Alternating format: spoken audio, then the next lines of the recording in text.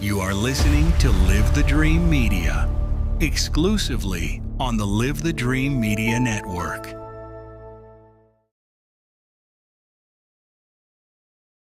Thank you for tuning in to the Live the Dream Media Network. Our featured broadcast will begin shortly.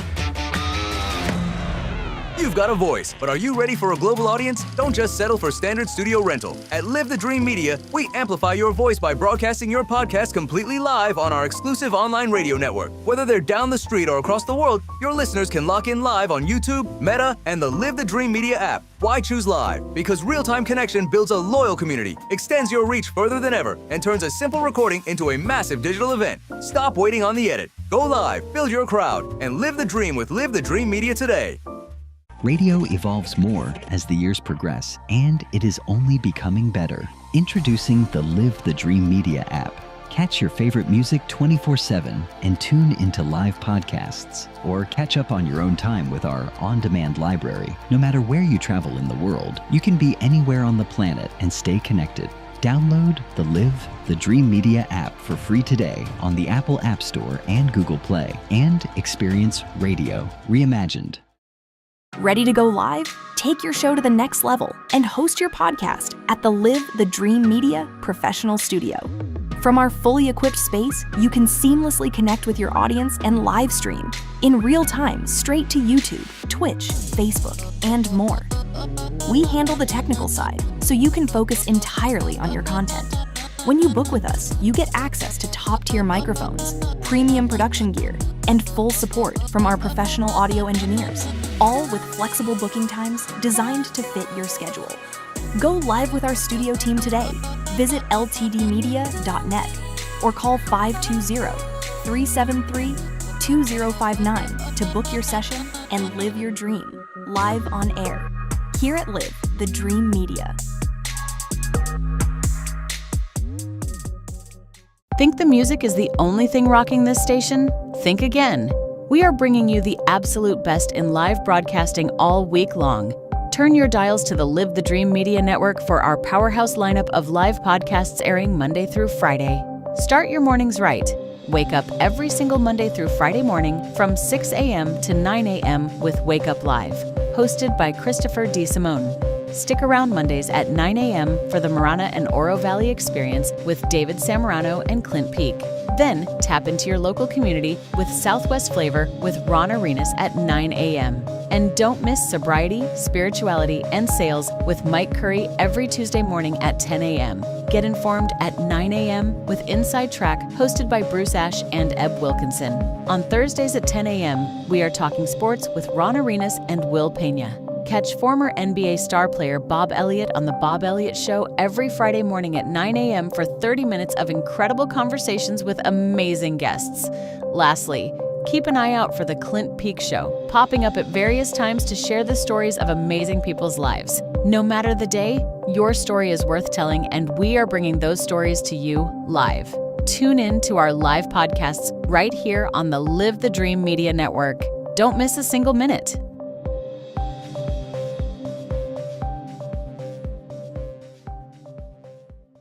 Are you ready to elevate your business brand to a global audience? Partner with Live the Dream Media and unlock unmatched reach and visibility through our professional advertising network. Whether you want top search visibility with pay-per-click ads, over-the-top ads, strategic social media campaigns, or massive reach across our podcast network, we have the tools to scale your business.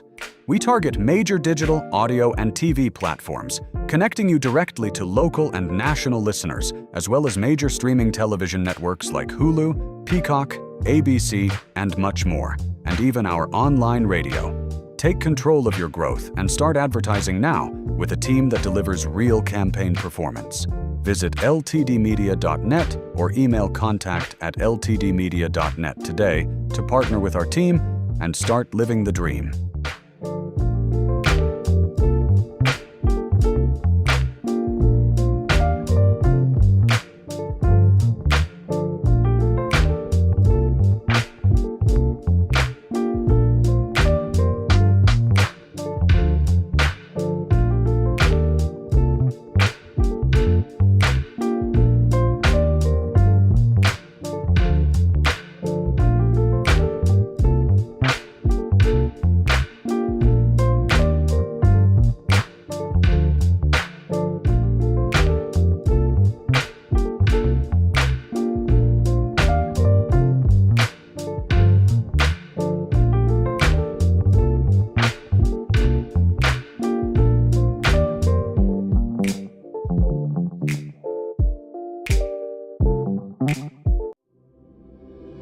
The views and opinions expressed on this program belong solely to the hosts and guests, not the opinions of Live the Dream Media. The content provided on this show is for entertainment and informational purposes only.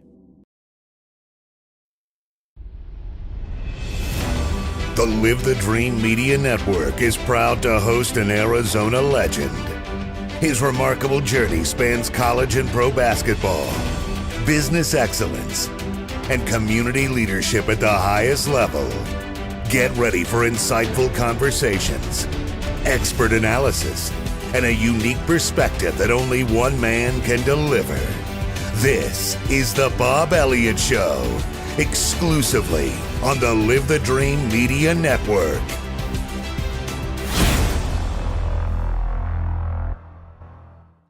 Welcome to another episode of the Bob Elliott Show, where we try to bring you people in this community that have an interesting story, and also some nonprofit organizations, so you get a chance to see what some people are doing to help others.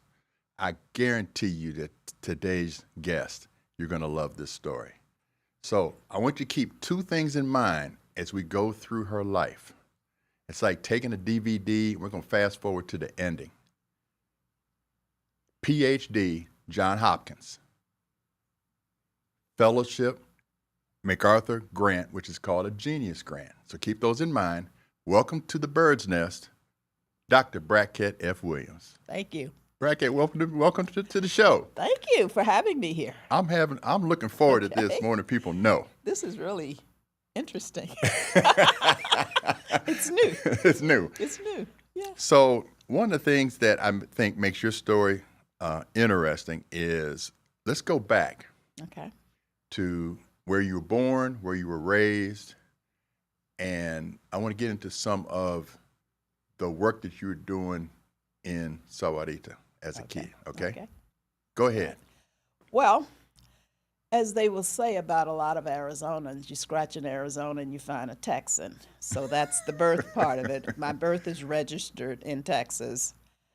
It's one of those registrations where your parents say that your uncle, aunt, cousin, whatever, saw you be born. And so you get that affidavit. So my affidavit is filed in Texas. Okay. But I'm going to use a word, and then I'm going to have to distinguish that word from the way it's used right now. Okay. Migrant. Yes. We were migrant laborers. Now, migrant usually now means somebody from a foreign country that comes and does labor in the United States. At the time, in the 1950s, I was born in 1950. In the 1950s, that meaning was also present, but it wasn't the dominant meaning. The dominant meaning was transitory, seasonal laborer. Okay. So we were seasonal laborers. So we traveled from Texas to Arizona each year. Right. So there was circuits of crops, cotton, fruit, and what you harvested determined the kind of cycle that you followed. It's called the circuit. Okay. So we followed the cotton circuit. Okay. So we would start in East Texas, and then move through the Panhandle, the Texas Panhandle, and on into Arizona. Now, before we moved to Sarita, which is what we're going to talk about, we used to go down to Nogales. So we lived up on a hill above a cemetery, and we used to skip across the cemetery, and that meant going across the border. Okay. That's how we. Wow. That's how we understood it, and we had to keep my sister from getting the little Madonnas, the Lady Guadalupe. Yes. Oh, yes. Because they had them on the graves, and she thought of them as dolls. Oh, my goodness. We had to take them back. So that's how casual things were. Exactly. On the border at that time. So that was kind of our growing up era. That's how we knew the world of borders and countries and stuff. It wasn't. I remember, and I don't know exactly which year it would have been, but there was a parallel parking street that was part of the border. Okay. In Nogales. Somebody would have to give the exact year of that. But that's what we remember as the border when we were growing up. So we would come from Texas to Nogales several years, and then we started to stop short of that in Sarita because they were raising Pima cotton at the time. There's another type that I don't remember the name of. It's the short, stubby little cotton. Okay. Probably more fluffy than Pima. But Pima grew to be, I guess, about 4 feet tall. It was always taller than me. Wow. So we would be down in the field, so it's like you could kind of play hooky down in there. So you play hooky. Kids, we kind of playing hooky down in the field because you couldn't see what the kids were doing, and you could hear people working, picking the cotton. You picked and pulled cotton. And you know the difference between picking and pulling? No, I grew up in Detroit area in the city. Well, here. So educate me. Right, we knew the difference, okay? There's a bowl, and it's somewhere like that, okay? It's got a little prong sticking up, and then the cotton is inside the bowl, right? Okay. So if you pull that cotton out of the bowl and put it in your sack, that's picking. Okay. But pulling is to pull the whole bowl and put it in your sack. Okay. Now, this makes a big difference when you have to take it up to be weighed because you got to put it across your shoulder. And when you put it across your shoulder with all those sticky things in it, that could be very painful. Ooh. But the other, definitely. So picking was always preferable to pulling. But and I don't know why you pulled some and picked others. I was a child, so I never knew that. By the time I was old enough to ask that kind of question, I had left. But that's what we did as children. We got out of school. We went to school at Sarita, which was elementary through high school. Right. Now, I remember actually, it wasn't elementary through high school. Let me correct myself. It wasn't elementary through high school until sometime in the 1960s. Before that, before they built the high school, before that, when you got to 9th grade, you came to Tucson. Okay. And just down below Sarita was a little area called Continental. Oh, yes. And the kids There's a Continental Road kind of down that way. Continental Road, and these were migrant labor camps. So there was a camp down at Continental But the bigger camp was at Sarita. So we would come to the one at Sarita. And then when you got to 9th grade, you would come into Tucson, and you either went to Sunnyside or you went to Pueblo. Okay. Later on, when people started moving into what is called Western Hills now, they would go to Tucson High School from Cabot and places like that. But at the time, that was our little circuit. We would come in, we would go to school for maybe half of the year. Right. But we got a very good education because the camp, and I'm going to call it a camp. It was owned by Farmers Investment Company. Okay. They own the cotton, and I don't know how much of the cotton they own, but there was cotton, cattle, and copper. The Arizona. Okay, that's 3 of the C's. Right. The 3 of the 5 C's. C's. Right. That was Sarita. I mean, Sarita had all of those. Right. They had cotton, they had cattle, and they had copper. And the copper is the important thing because it surrounded the school. Anaconda, Duval. Right, down that way. Now, something that you said to me, we've known each other for decades, all right? So there's been a whole lot of conversations. A lot of conversations, yeah. But you guys growing up did not call it Sarita. You called it sweet. Sarita. Yeah.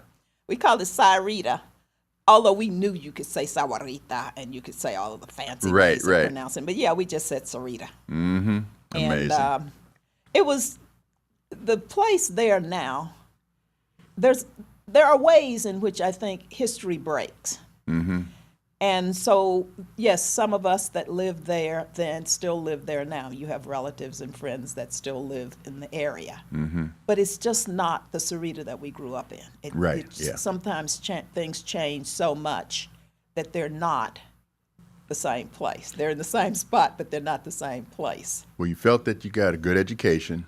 We got a good education because of the tax base. Right. The reason the mines were important was because they paid taxes, and so the per capita per child funding for the school was excellent. So after high school, you decided you got your BS from Cornell. I didn't graduate from Sarita High School. I left. Right. Yeah, I left, and there was a program called Operation A Better Chance. And you could take the SAT.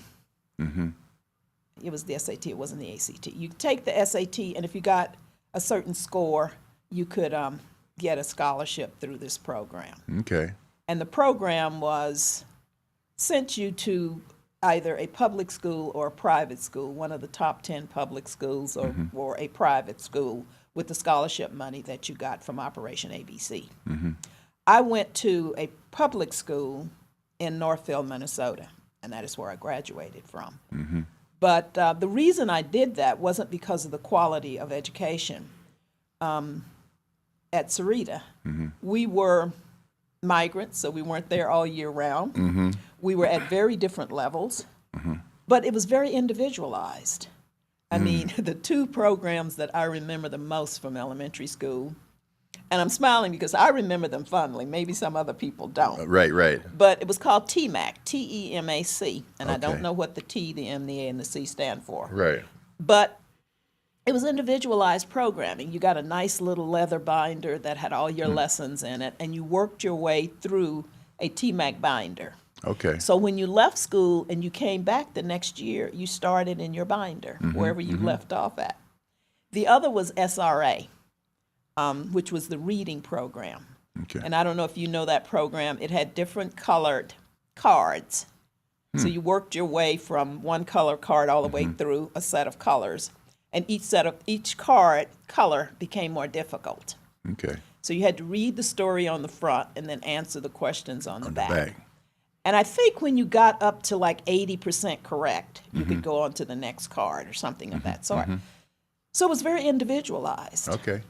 So I didn't leave because I wasn't getting a good education at Sarita. And I want to be very clear about that because I think we all, for migrant labor kids, got a very good education at Sarita. I don't know what it's like there now. I've not been inside the school since I was maybe 14 years old. Right. But what was different in that individualizing was that you could pick up where you left off. Okay. And you also classes were small. You knew all your teachers. Okay. And most of the teachers didn't live locally initially. They lived in Tucson, and they drive out. But then they built Santa Tomas, which was a housing development near one of the mines. So some of the mine workers lived there, but some of the teachers started to live there. And so then you could get jobs like people in the city got jobs. Right, we could right. get a babysitting job, and that was like a big deal. You didn't have to go work in the cotton field. You could get Right. a babysitting job or something like that because they lived there and they lived close up. Right. But yeah. Okay. So how did Cornell come into the picture? Oh, Because that's where you Cornell, got your BS. Yes. Well, I had a teacher, was it biology? I think it was my biology teacher. So after I went away, and I'd come back during the summer, I had to come back and pick some cotton during the summer, I was talking to him about where I should go to school at and where I could apply to, and he had graduated from Cornell. So he says, well, obviously, that's the only place to go. That's the place you're supposed to go. Right. So I got in and I went. But he was the one who recommended that. I'm not calling his name. I could, but Right. I don't know whether I should. But anyway, he was my biology teacher. But to be down here in this environment, in this culture, the heat, et cetera, and then go up to Cornell, that had to be a transition. Well, it was less of a transition because I had been in Minnesota. True. Minnesota was the real shock. Do you know, and this was a shock for me, do you know the snow has the audacity to fall on the street? Wait, say that again. The snow fell right on the street. Right. It wasn't like in the books where, you see the snow. Right. The streets are always clear and people are going on about their business. This snow fell in the streets in huge copious amounts. So that was my real culture shock. So that's a culture shock. That was a culture You shock. come from down here in the desert to snow falling in the streets. Snow falling in the street and not seeing grass for months at a time because it's down under the snow. So yeah, that was a shock. But by the time I got to Cornell, of course, that was old hat. You knew that. Right. Yeah. It was cold, and so you had to learn how to do something that was fun. And Cornell had live slope.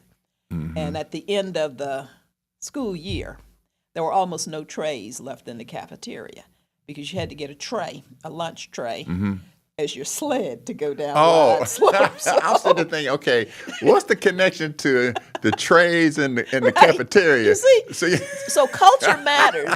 Culture matters. Nobody except a good Cornellian would obviously make that connection. I don't know if they're still allowed to do such outrageous things. That is hilarious. But yeah, at the end of the year, they would be pleading with us, bring back the lunch trays. Yes. Because you would just take one. You obviously didn't bother to bring it back. I mean, some people did, but mainly they got to go into the dormitories at the bottom of the hill. Whatever dormitories were at the bottom of the hill, you'd leave the trays there. So they had plenty of trays, but Willard Straight and the cafeterias at the top of the hill. Wow. By the end of the year, didn't have very many trays. So after getting your bachelor's at Cornell, you end up coming back here.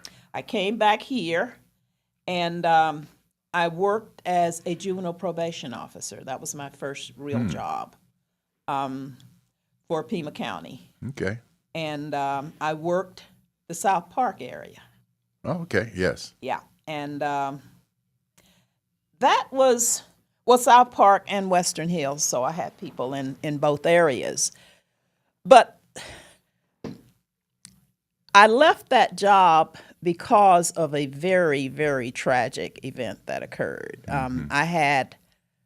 We worked in teams. Let me back up a little bit. We worked in teams at the court, and the teams worked the areas. Okay. So the South Park area, I wasn't the only one. There were two other people on the team. And one of the team members and I shared a young man who was 14 years old. He was had a nickname of Black Apache for very obvious reasons. Okay. But he and another young man on South Park got into a... Altercation? Yeah, we could call it an altercation. But we could also say they just stomped somebody to death. We could put it that way. They did what? They stomped someone to death. Stomped. Okay. Yeah. Okay. Pat, pat, pat, okay. Pat with the feet. That is what they were convicted of. Wow. But here's a thing that we think about now, and sometimes things are so amazingly different that we cannot imagine that occurring now. Right. The inside of the story was simply that they got insulted. A bunch of young men went to the VFW bar on South Park. And as the story goes, they got insulted by a homosexual person who tried to get them to do something they didn't want to do, that challenged their 14-year-old masculinity, is how the story goes. And they responded to that. You sort of can't imagine that would lead to that kind of outrage, that they felt that they would do this, that they would do this horrible thing. But it also tells you something about juvenile justice. Because for them to do that, for one thing, as juveniles, and two, to follow that with trying to set the body on fire, to get rid of the evidence, makes it look like you're dealing with absolute hideous monsters. But you're actually dealing with 14-year-olds who think that you can get rid of a body by setting it on fire on the side of a mountain in the middle of the night. You know, this story really leads into some of the things that they talk about in your bio, okay? You know, how you've done a lot of research on race, ethnicity, gender, nationalism, class identity, and social justice. Yep, and that all came out of getting that first job. See, my undergraduate degree coming out of Human Development and Family Studies in the College of Human Ecology at Cornell, which is what I ended up getting my degree in out of Cornell. It's a form of psychology, but it's not experimental psychology. It's sort of, it's a different sort of holistic. It was called ecology before other people started talking about ecology, because you were trying to imagine the world of development, the world in which people developed. So I started with that, but after this shocking case, I realized I just didn't understand anything. I mean, I really didn't understand anything. So when I left, it was to go back to school to study, to get a doctorate in human development. So I didn't go directly to Johns Hopkins. I went to University of Chicago in the committee under the Committee of Human Development. Chicago has this committee structure for PhD programs. And then I transferred from there into cultural anthropology after realizing that I couldn't get to where I wanted to go with psychology, and I'm not bashing psychology for that. Where were you trying to get to? I was trying to get to a point where I could imagine what it was to grow up in a world that you could see. The world what is the world that you see when you're growing up? I look back at Sarita, I remember it fondly. Right. So imagine my surprise when they're talking about migrant labor camps and poverty and, you know, poor trash people. They talking about me? Yeah, that's what we used to say. My sisters say, who are they talking about? Migrant laborers?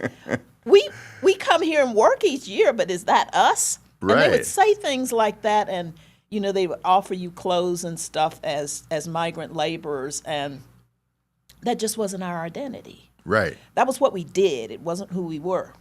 So trying to understand the difference between who we were, how we were, and where we were was always something in the back of my mind. So the reason I went to Cornell, the reason I went to college, I should say, because it wasn't Cornell per se, the reason I went to college was because my father died. Now, in order to be on that camp, you had to have a male in the family if you were going to stay there in the off season. So some people worked for the mines, some people worked with the part of the crop that was before the harvest. We only worked the harvest. Right. We worked what was called chopping, weeding, and picking. So the other times, that's why we would leave, because we would go back to Texas, to my grandmother's house down in East Texas, and then we'd come back. Well, once my father died from cancer and emphysema, we could not do that. We couldn't come back. Right. So my mom had to move into the city. So that was my decision to apply for a scholarship, because my mom had to raise us then. Right. and my father was gone. How many was us? Us is 5. Okay. I had 2 brothers and 2 sisters and me. Okay. My sisters were teenagers by then. My brothers were below the age of 3rd grade. Mm-hmm. So I figured I could take care of myself if I could get a scholarship. So that is where I started going to college and all of that. It wasn't so much to get away, but to get out of the way. Okay. It was to get out of the way. That makes sense. It wasn't to get away. It wasn't to get away. It was to get out of the way. Everybody else had one a less way. person in that house. One less person, because my 2 sisters were going to be out of the way soon. I mean, they were going into high school, and they were going to get married, and they have kids and stuff. But I was that sort of middle thing. At 13, you're a kind of middle thing. Okay. You got a long way to go. Yeah, to get out of the way. 13 is a tough age. I remember it well. It's like that man child, and with my size, people are like, boy, boy, how old are you? Exactly. And you were just you were in the wrong place at the wrong time. Mm-hmm. And so like I said, I wanted to get out of the way. Right, yeah. And you're trying to help the house. Right. And so I went, and I could come back, and one time they did move without telling me, but that's another story. That's for another episode. That's another story. They didn't mean it. I'm sure they didn't mean it. But yeah, so when I went, I realized that I was this creature thing. I was this identity that was real and wasn't real. I was a migrant laborer, but I wasn't migrant laboring anymore. We were migrant laborers, but we didn't follow the circuit anymore. Right. And when we could, we would go home to Texas, and that's a thing that people who follow the harvest always talk about. Right. Is that you're going to go home. And some people go home every year and they come back and they follow whichever circuit. We didn't go south because one time I had an uncle who went to Florida, and then he was my mother's brother, but one of my mother's other brothers and my father had to go and rescue him in the middle of the night because he was chained to some trough. This is the family story. He was chained to a trough and he couldn't get away. So they had to go get him. So after that, the rule was you don't go south. Don't go south. You don't go down there. And we didn't. And we didn't go to California either because people didn't want to climb trees to pick fruit. Right. So we stayed in the cotton belt. And so I was this kind of cotton belt creature. Wow. And at Cornell, that meant that I could sort of be black, but then I rode horses. Okay. And at the equestrian center at Cornell, they would let you go over and help out with the horses, and that was where I'd find myself going until I found out that was considered to be weird. Why was it considered weird? Because I was black, Bob. Okay. One thing I've learned. You're supposed to be riding no horses. You don't assume, now in my family, okay, my grandfather was the first black to train horses and allowed on the inner circle of the Kentucky Derby. Wow. Yeah. So I didn't get that gene. Well, see, I didn't know this. Okay, yeah. Because growing up out here, you borrow somebody else's horse, you ride a horse. Right, right. You go to rodeo. We had to go to rodeo every year. You had to get to rodeo. Mm-hmm. And 4-H and all that kind of stuff. Right. So it was a little bit strange, and I found out slowly that people were kind of laughing at me behind my back. Oh, okay. One thing I've learned, you don't assume anything. They'll laugh at. So that was another identity crisis, so to speak. But see, and in the identity crisis situations, all that you were living through that you've shared so far, is that what led to you wanting to do the kind of studies you did about cultural anthropology? Absolutely. When I went to Hopkins, I had a dissertation project in mind, and you're going to find this very amusing. I was going to come back and study the transition from cotton to pecans in Sarita. Okay. I wanted to look at the way the culture changed when the crop changed. But at the time, anthropologists were not supposed to study in the United States. That would have been rural sociology. Okay. And so the project didn't get approved. I don't know if I would have got funding for it anyway, but that was what I had in mind. And I thought that looking at it now, because when we finally left Sarita, when there were none of us left down there, that they had transitioned from cotton to pecans. And for those people who were still there after I left and went away to school, they planted those trees. They were involved in the planting of the trees that are there now. Okay. And that was the last sort of full-time agricultural work they had. Okay. And then the circuit was broken. There was just not enough cotton anymore for people to come. But we would go to Tubac and Tucumcari, and down that way they had cotton. And a place that we call Tobacco Float. Now, I'm not quite sure whether Tubac is between Amada and Tubac or whatever. We called it Tobacco Float. That was cotton there. And we really hated that part of the harvest because you had to go early in the morning. Right. And you know how Arizona is. It's wet in the morning. It's Right. That's right. So you get in the field and you start to harvest and you get soaking wet. Oh. And then you steam the rest of the day. Oh, yeah. Oh, amazing. Yes, it just turns into steam. But in the morning it's cold and it's wet. And so we didn't like going to Tobacco Float. Now, I wanted to move into the MacArthur Fellowship that you received in 1997. What's that process? Do you have to submit something that says that's what I'm thinking about studying or doing research or? No, I'm going to range back to answering your question, which I didn't. I don't know why I didn't answer your question. I did in a way, I guess. Yes, that's why I wanted to study what I wanted to study. So I was studying race, class, gender, and everybody was studying race, class, gender. These three concepts were getting all the attention, and nationalism was on the rise at that point because as Africa got freed of the colonial order, and you had more and more new states. And so anthropology started to be interested in nationalism in new states. But I wanted what was underneath that. Right. What was underneath these individual concepts. So I got interested in cognition and classification. And that is what I was studying when I got nominated. And you never know who nominates you. I mean, there are rumors and stuff. Oh, right, But right. you don't apply. Okay. You're nominated. Okay. And it may be a decade between the time you're nominated and the time you actually get the fellowship. Okay. Because they will put out a request for letters of recommendation, you know, maybe each year, every other year, whatever, I don't know exactly. And so finally, they had enough letters of recommendation and stuff to offer it to me in 1997. 97, yes. Yeah. So in 1997, I then could try to figure out a way to study cognition and classification in the raw, so to speak, using another scholar referred to it as in the wild.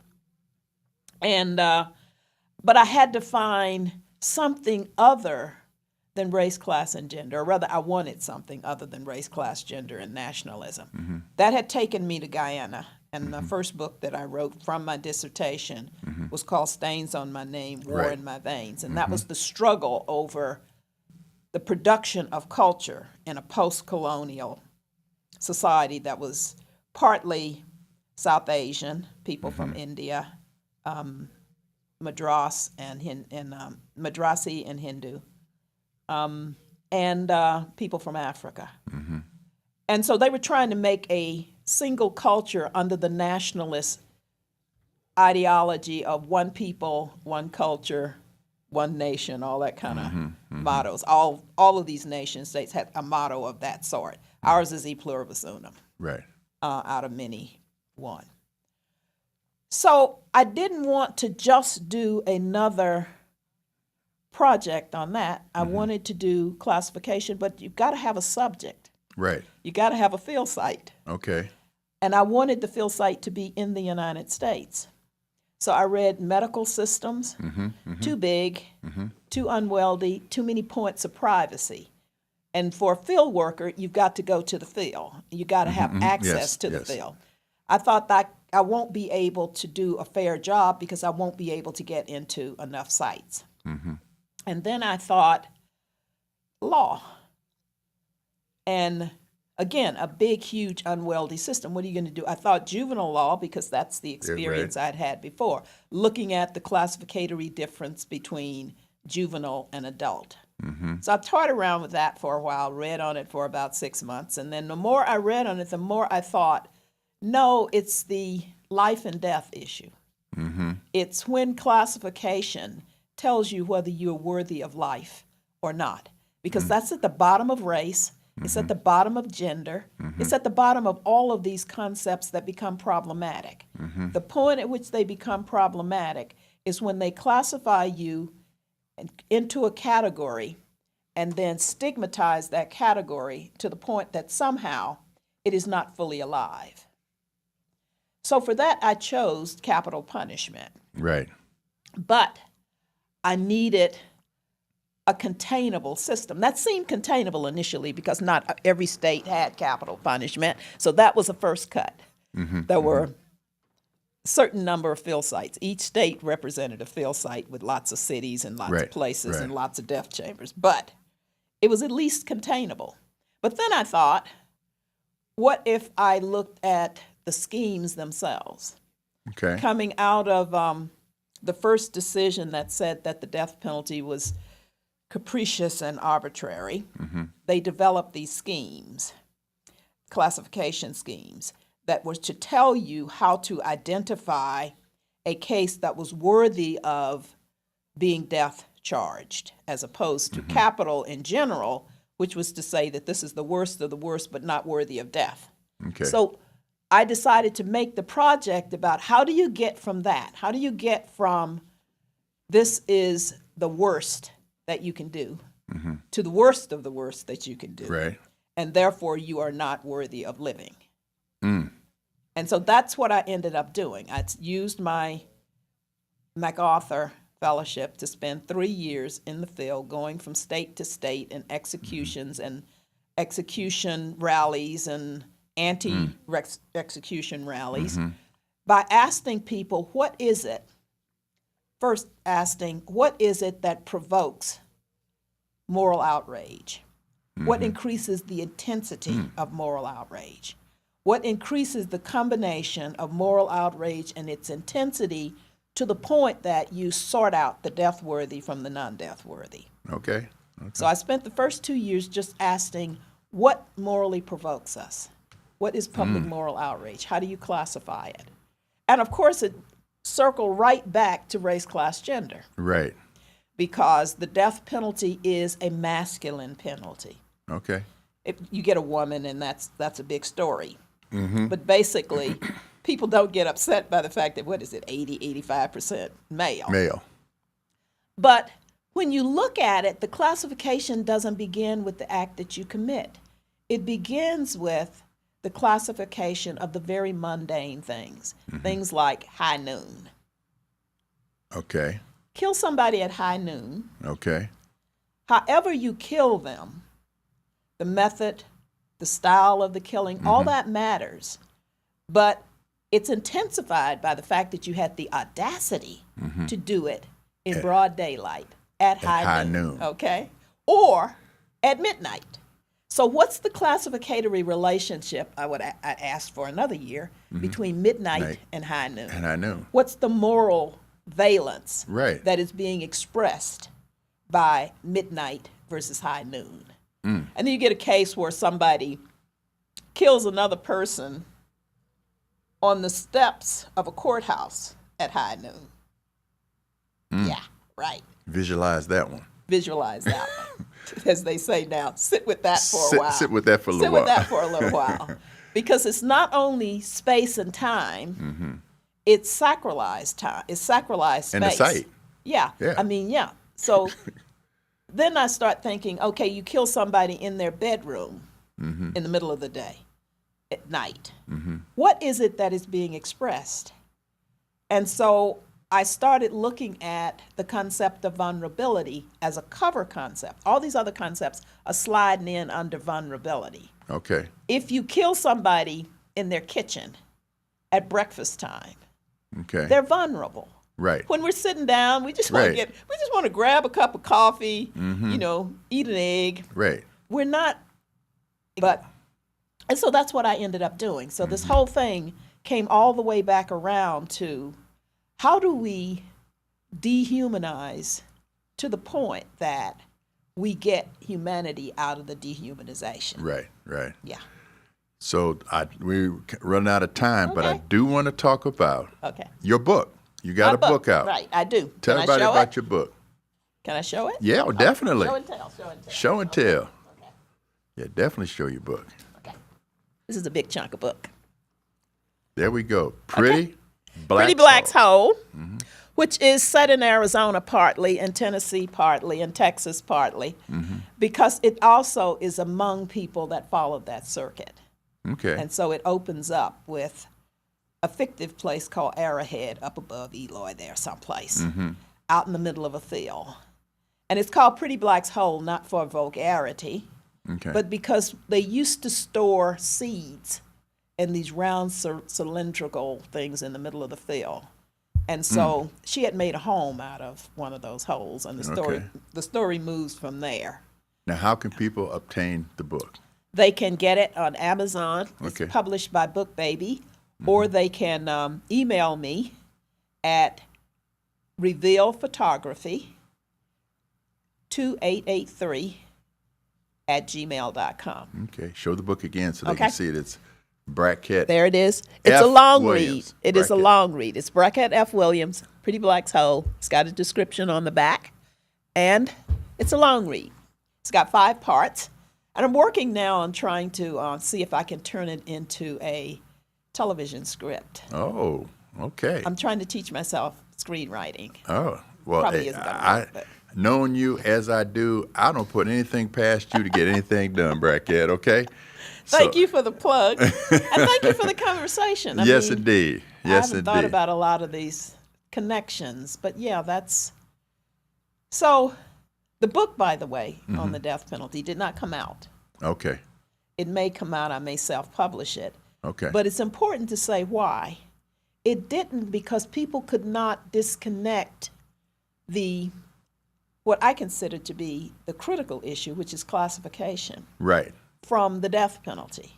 And so the death penalty kind of ended up overwhelming the analysis. So I've been working on pushing back on that to try to make classification come to the fore because it works for race, class, gender, and all the other things. Well, you know, when I first started the show, I want everybody to put 2 things on their mind, which was PhD from Johns Hopkins and MacArthur Fellowship, because I didn't want the depth of your growing up period to overshadow the fact that that might have been how you started with that label of migrant worker to end up in the end with not only a PhD from Johns Hopkins, but also a MacArthur Fellowship, the Genius Grant. So if you want to get the book, make sure you take a look at it. Hopefully you enjoyed this show as much as I did. Brackette, thank you very much for coming on the show and joining us in what I call the bird's nest. Okay, because for whatever reason, my nickname in basketball was Big Bird. Big Bird. Yeah. Oh. Yeah, that's a whole nother show, too. That's another whole show, too. Okay. Well, this one was very nice to take part in. Yes. I really appreciate the invitation, and it was fun. Appreciate having you here. Join us next Friday at 9 a.m., September 4th, for the next Bob Elliott Show. And our guest will be Dr. Jason Jurgovich, who's a U of A professor and Tucson Red Line researcher. Everybody, with the heat, stay hydrated,